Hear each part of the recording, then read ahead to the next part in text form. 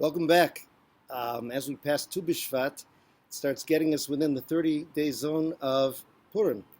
And we're all familiar with the phrase in the song of Mishnichnas Adam Marbim B'Simcha. And oftentimes when there's an obligation to be happy, it gets us depressed. Because we really don't know how to deal with Simcha, how to achieve it, and even how to define it. So in the next few sessions, we're going to try to take a look at some thoughts about Simcha.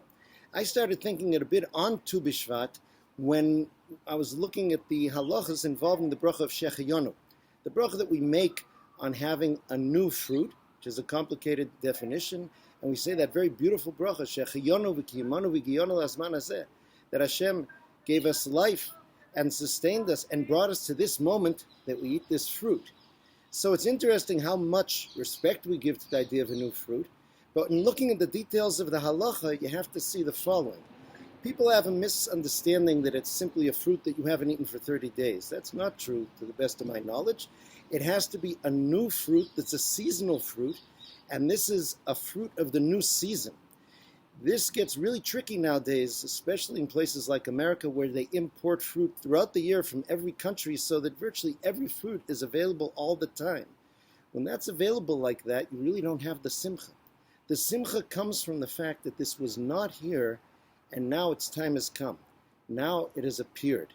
That gives us a little insight into the world of Simcha and into the world of why perhaps in today's world where everything is reachable, everything is able to be experienced all the time, we may have less Simcha than previous generations.